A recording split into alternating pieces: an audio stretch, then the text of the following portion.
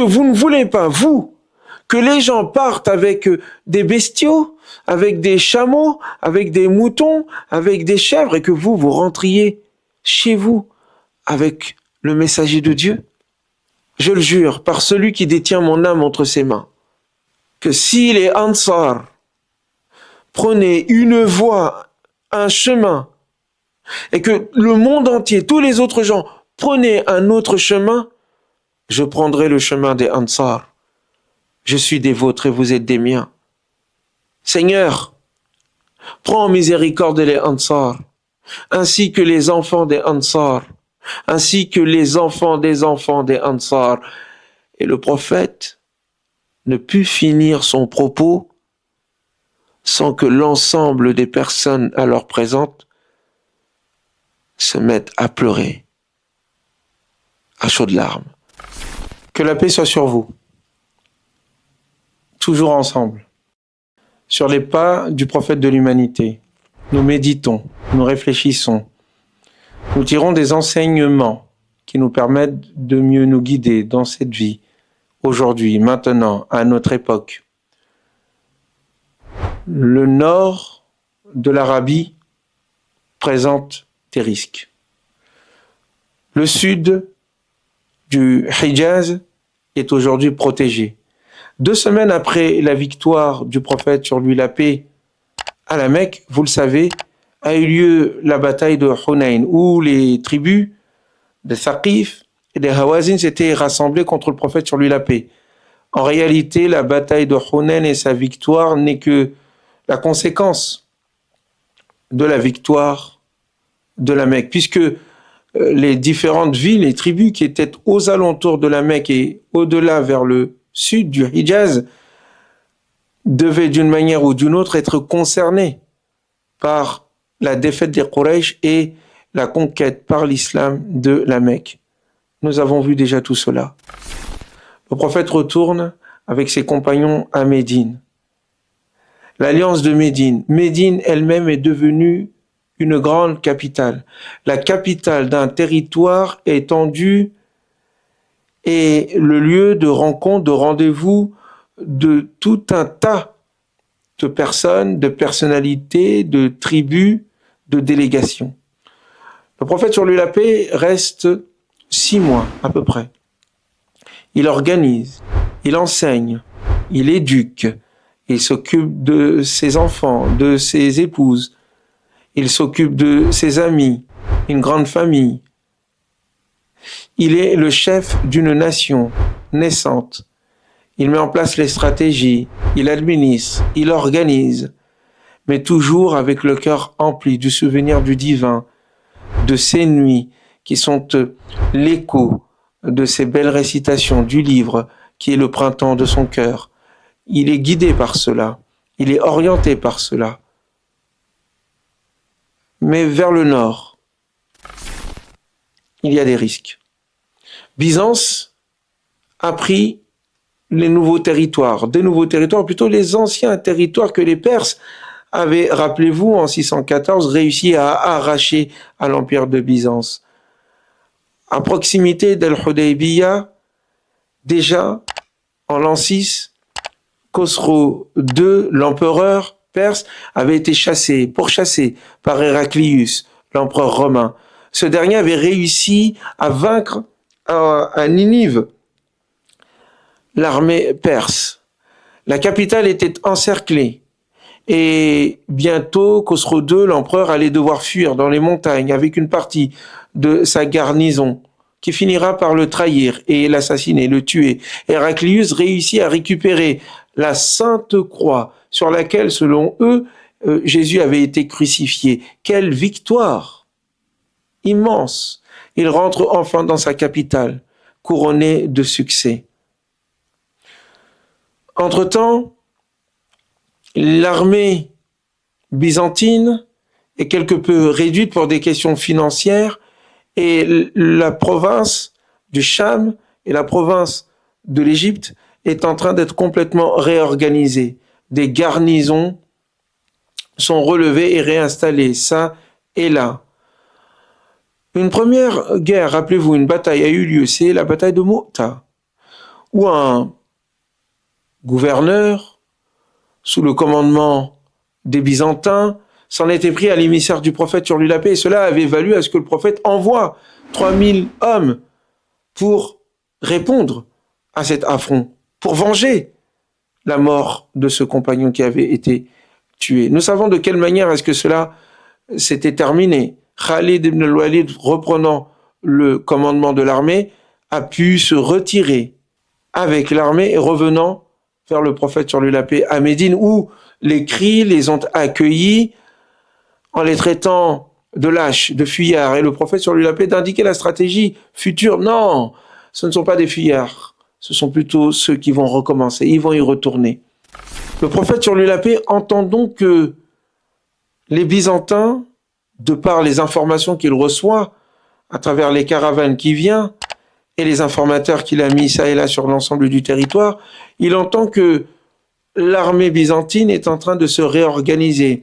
Il y a des tribus arabes qui se réunissent en nombre et ils tentent de venir et de s'en prendre à Médine. C'est que les Rassassina, qui étaient d'habitude ces grandes tribus qui étaient les mercenaires, ou plutôt les chargés de faire régner l'ordre de la part des Byzantins, eh bien ces derniers avaient perdu de leur superbe depuis la victoire des Perses sur eux et les Romains, les Byzantins, en 614. Le nord de l'Arabie, aux portes de pays comme la Jordanie, comme le Cham, c'est-à-dire l'actuelle Syrie, est quelque peu en situation de faiblesse. Il y a un vide stratégique. Les Rassassina n'ont plus cette force, ne sont plus présents. Les Arabes qui étaient là, les différentes tribus qui étaient présentes en dehors des Rassassina, comprenaient qu'avec le retour des Byzantins et la fuite des Perses, qu'il leur fallait renégocier leur position. Il y avait une place à prendre auprès des Byzantins. Ils se proposaient donc de devenir leurs mercenaires. Ils se réunissent. Et il leur faut, en tant que tribu Djouzar, en tant que tribu Laqim, en tant que tribu Khuzara, eh bien, il s'agit de se réunir et de s'en prendre à Médine. Il faut protéger les frontières de l'Empire byzantin au profit de l'armée byzantine et donc faire en sorte que l'Arabie soit une porte fermée contre toute forme de venue, malvenue, d'ambition politique, religieuse ou autre, en l'occurrence Médine. Le prophète entend tout cela. Nous sommes en plein milieu du mois d'août, où il fait extrêmement chaud. C'est la 9e année de l'Hégire. Le prophète décide de réunir une armée. Il y en a 30 000. 30 000, c'est énorme. C'est la plus grande armée jamais réunie dans l'Arabie. Les musulmans n'ont jamais été aussi nombreux. Ils se réunissent et c'est très difficile. Il fait chaud d'une chaleur intense. La sourate At-Tawbah, la 9e sourate, vient nous indiquer toute l'ambiance et tout ce qui s'est passé. C'est l'expédition décisive dont nous allons parler bien sûr de ses bienfaits. Le prophète organise 30 000 personnes. Il y a bien sûr les compagnons du prophète, sur lui la paix, les Ansar et les Muhajiroun, mais il y a aussi des tribus fraîchement converties, il y a des hypocrites aussi qui sont nombreux, qui sont présents, et il y a bien sûr des personnes qui sont là d'abord et avant tout pour pouvoir bénéficier, avoir des richesses, monter en grade et avoir un certain nombre d'avantages sociaux et politiques. 30 000 donc personnes, ils sont nombreux.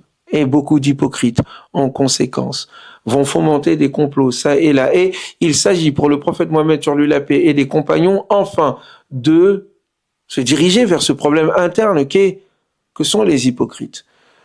Leurs représentants, leur icône, Abdullah ibn Ubay ibn Saloul, avait bénéficié de la mansuétude du prophète sur lui la paix, malgré les complots qu'il fomentait, les méfaits qu'il faisait, les insultes qu'il commettait envers le prophète sur lui la paix, mais le prophète sur lui la paix n'avait jamais décidé de le prendre par la rigueur, de le tuer. D'ailleurs, même un de ses fils, Abdullah, fils d'Abdullah ibn Ubay ibn Saloul, était quelqu'un de très très pieux et très proche du prophète sur lui la paix, et avait quelquefois demandé au prophète sur lui la paix que si le prophète, face aux maux que provoquait son père, se devait de se débarrasser de son père, eh bien de lui confier cette mission, car il ne supporterait point que quelqu'un d'autre parmi les musulmans tue son père et qu'il se retrouva alors à ce moment-là plein de rancœur envers l'un d'entre eux jusqu'à vouloir se couper de la communauté. Et le prophète de lui dire et de le rassurer, non, ton père est un bon voisin, un bon compagnon. Il est hors de question pour moi que je le touche. Passe-lui le bonjour et le salam. Et d'ailleurs, Omar lui-même était quelque peu courroucé de l'attitude et la mansuétude du prophète sur lui la paix envers cet hypocrite qui passait son temps à comploter. Mais le prophète, encore une fois, disait à Omar, tu veux donc que les gens disent que le prophète, que Mohammed tue ses compagnons? Non, il s'agit de bien traiter notre hôte, notre ami, Abdullah ibn Saloul. Et d'autant qu'il avait un poids politique à l'intérieur de Médine. Il avait à peu près 1000 personnes qui continuaient à le suivre. Sachez, et vous le savez déjà, nous en avions déjà parlé, que ce Abdullah ibn Ubay ibn Saloul était préparé à devenir le roi de Médine suite à la guerre civile qui avait touché l'ensemble des maisons de Yasrib à l'époque. Et la venue du prophète sur lui la paix l'avait empêché à goûter cette ambition. Et il en avait gardé une rancœur. De tout cela, le prophète était conscient. D'autant qu'il avait du poids. Il était suivi par des personnes assez importantes, assez nombreuses, au sein encore de Médine. Le prophète sur lui la paix, donc, le préservait. Et voulait tout de même que les personnes qui continuaient à le suivre, qui s'étaient converties à l'islam officiellement, mais qui gardaient une forme d'hypocrisie dans leur cœur, eh bien, il voulait les gagner à sa cause. Laisser l'islam pénétrer leur cœur. Mais ce qui devait arriver, arriva. Abdullah ibn Ubay ibn Saloul allait mourir. Son fils vint voir le prophète sur lui la paix et lui demande, Ya Rasulallah, s'il te plaît, viens prier sur lui. Accorde-lui ton pardon. Le prophète lui donne sa tunique. Et de sa tunique, qui lui servira de linceul. C'est par sa tunique, dans sa tunique, qu'il sera enterré. Et le prophète va prier sur lui. Omar n'est pas content. Omar n'est pas d'accord. Un nombre important, parce que c'est un des seigneurs des Khazraj, vient rendre hommage aux morts. Omar toujours n'est pas content. Et d'autres compagnons le voient ainsi. Mais le prophète était plein de miséricorde. Le prophète, sur lui la paix, n'était pas de ceux qui brisaient le cœur de ceux qui lui demandaient des faveurs. Mais le Coran descend dans cette même sourate At-Tawbah, qui est considérée comme celle qui va mettre la lumière sur les véritables hypocrites. Ce n'est donc pas un hasard si ces passages concernant les hypocrites sont liés au passage qui concerne la bataille de Tabouk, car Tabouk sera le moment où tous ceux qui refuseront de partir au combat avec le prophète sur la paix, eh bien, dévoileront en réalité leur hypocrisie.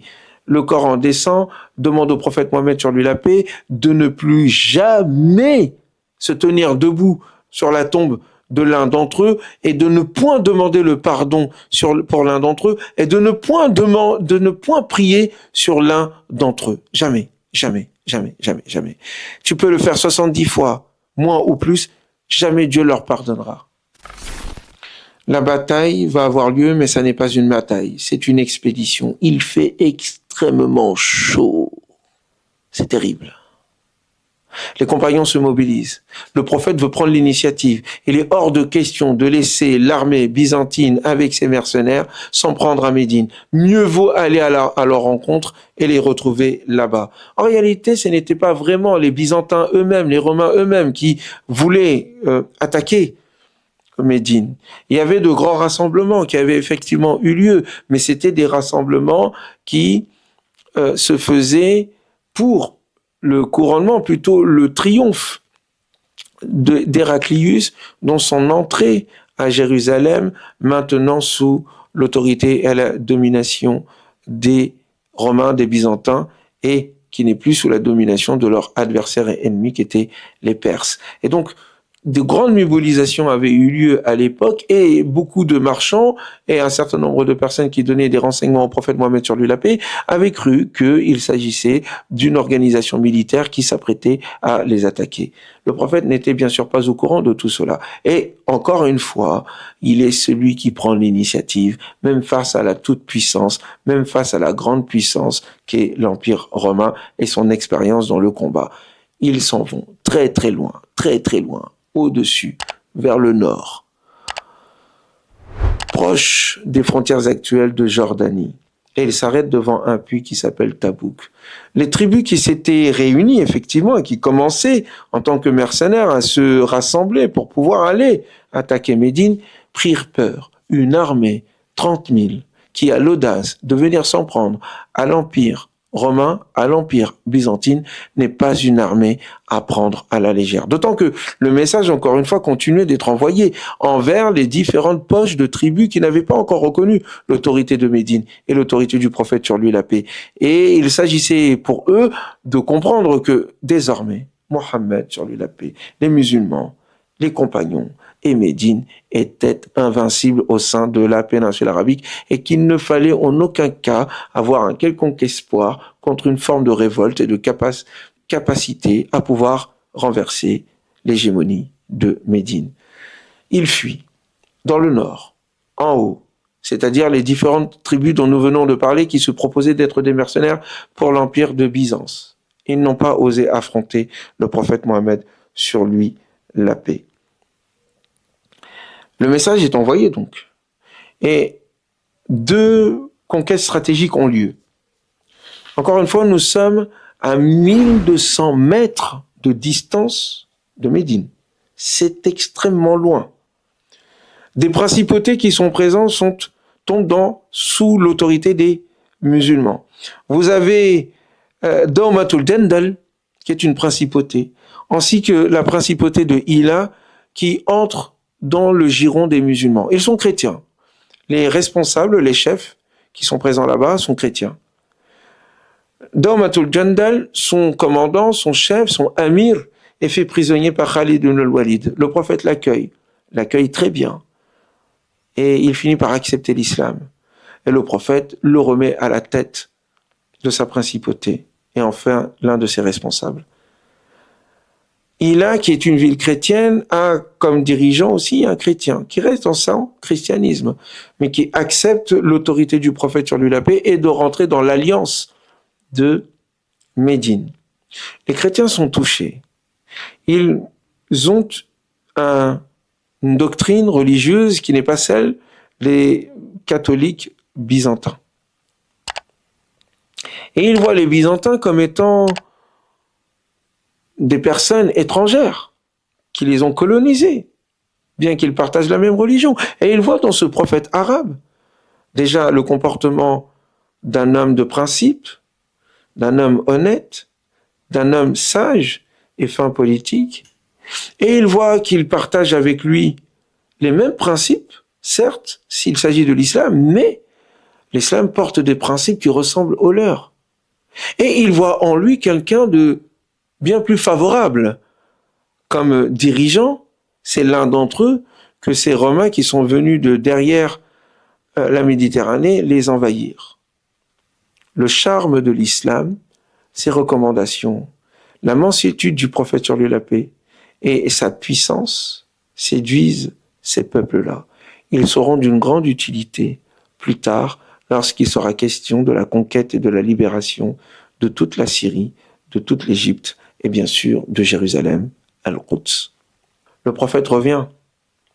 Et en revenant, non seulement les points stratégiques et les objectifs stratégiques qui étaient les siens ont été atteints, mais en même temps, à l'interne, au sein de la communauté médinoise, les choses sont claires et clarifiées. Les hypocrites, qui pour la plupart ne sont pas venus avec le prophète sur lui la paix, ont enlevé le voile de la discrétion qui jusqu'à présent était posé sur eux. Maintenant, tout le monde savait qui était qui. Maintenant, tout le monde savait qui étaient véritablement les hypocrites. Une distinction a été faite. Certes, 3 personnes, parmi les meilleurs des compagnons, avaient décidé de rester derrière. Le Coran d'ailleurs parle d'eux. Et voyez un peu la leçon qu'il faut tirer ici. Rappelez-vous, lorsque nous étions à Uhud, c'est près de 300 personnes qui se sont détournées du prophète alayhi salatu wa salam au moment, que la paix soit sur lui, au moment de la bataille. C'est dire le travail, l'éducation, la formation, la discipline, la foi qui avait pénétré dans le cœur des croyants et tout ce que cette formation prophétique alayhi salatu wassalam avait fait d'eux. De 300 personnes qui s'étaient détournées en écoutant Abdullah ibn Ubay ibn Saloul à la bataille de Uhud, il n'y avait eu que 3 personnes parmi les compagnons du prophète sur lui la paix qui s'étaient détournées. 3 personnes dont le sort sera éternisé, rendu éternel par le Coran qui parle d'eux, vivant l'exil que le prophète leur a imposé, 50 jours durant lesquels ils ont cru que la terre entière était devenue étroite, aussi étroite qu'un cercueil. Mais leur cœur était revenu plein de regrets envers le divin, et le divin a accepté leur repentir. Et qui accepte le repentir, si ce n'est Dieu lui-même? Et il accueillit ainsi leur repentir, célébrant ainsi leur retour. Les compagnons sont pleins de joie, accueillant leurs frères, qui avaient certes fauté, mais qui avaient été pardonnés. Mais entre-temps, il y a des gens, des hypocrites, des personnes qui sont là pour l'argent, qui exigent du prophète alayhi salatu wassalam de faire en sorte d'avoir la part du gâteau. Ils veulent un peu d'argent. Quelquefois, ils embêtent le prophète, alors qu'ils sont riches, alors qu'ils ont tout. Et le Coran de dire que normalement, ces sadaqat, ces zakats sont faits pour les pauvres, pour ceux qui sont orphelins, pour ceux qui sont en difficulté, pour ceux qui doivent sortir de l'esclavage, pour ceux qui sont endettés, pour ceux qui sont dans l'administration qui gère ces biens. Tout cela a lieu à partir de cette expédition. Et d'ailleurs, l'expédition mettra en lumière la tentative de déstabilisation intérieure fomentée par les hypocrites. En effet, des mosquées, ça et là, en dehors du prophète, de celle du prophète alayhi salatu wassalam, se construisaient. Médine s'est agrandie. Et les distances faisaient que il y avait de plus en plus de mal pour beaucoup de se rendre à la mosquée du prophète sur lui la paix pour chaque prière. Donc des mosquées se font. Et une mosquée particulière se crée. Et il s'agit d'une fausse mosquée. C'est une mosquée de la division. C'est une mosquée qui vient nuire au lien social établi par le prophète sur lui la paix. Le Coran l'a appelé la mosquée du dirar, la mosquée qui veut faire le mal, qui somme la faute, qui somme la corruption, qui sème la division au sein de la communauté. Et il est demandé au prophète sur lui la paix, à son retour à Médine, de brûler cette mosquée, d'éparpiller toutes celles et ceux qui se sont réunis pour comploter. C'est ce qui s'est passé. Mais voyez-vous, ce qui est dessiné, c'est une direction stratégique donnée par le prophète sur lui la paix à celles et ceux qui sont derrière lui. Car il le dit lorsqu'il est en face de ces provinces et qu'il s'enquiert de ce qui se passe sur le territoire. Il dit que prochainement, Jérusalem, Al-Quds, sera libérée. C'est une prédiction. Et les compagnons le prennent comme un ordre, une stratégie, une direction à prendre. Il est l'homme qui a reçu, alayhi salatu wassalam, la sourate Al-Isra, la 17e sourate, qui parle de son voyage nocturne de la Mecque à Jérusalem. Il est l'homme qui a reçu la sourate Al-Rum, la sourate des Romains, la sourate des Byzantins, qui parle de l'importance stratégique de ce lieu et du combat qui est en train de s'y mener entre les Perses et les Romains. Il comprend donc que c'est dans cette direction qu'il faut partir, d'autant que c'est le lieu dont la porte, si elle s'ouvre, permettra à l'islam de se propager dans le monde, car il s'agit d'un message universel et donc non pas d'un message juste réservé aux Arabes. De tout cela, nous allons devoir parler ultérieurement. Peut-être pas dans cette saison, mais peut-être pour une autre saison, lorsqu'il sera question du règne d'Abu Bakr, du règne d'Omar et des grandes victoires qui vont avoir lieu et des conséquences géopolitiques. Mais pour l'instant, cette direction est donnée. Le prophète Mohammed montre son efficacité. L'alliance de Médine est une alliance puissante. Elle est le lieu de rencontre de tous les gens importants, Médine bien sûr, des tribus arabes, des artistes s'y trouvent, des gens, des commerçants, des personnalités, des gens qui veulent s'approcher du prophète sur lui la paix, des gens qui veulent bénéficier de son enseignement, des gens qui veulent bénéficier des victoires militaires, des gens qui veulent se protéger. Bref, Médine est devenue un carrefour extraordinairement organisé qui amène tout le monde et qui crée des richesses, qui devient un centre culturel, en même temps qu'il est devenu un centre de direction politique de toute la péninsule arabique. Seulement 9 ans après que le prophète sur lui la paix ait été accueilli à Médine. Quelle est donc la suite? Que va-t-il se passer? C'est la dernière bataille que le prophète sur lui la paix fera. Et il faut que nous voyons quels sont ses pas vers sa destination finale, accueilli par son Seigneur, le divin. Je vous dis à très bientôt et que la paix soit avec vous.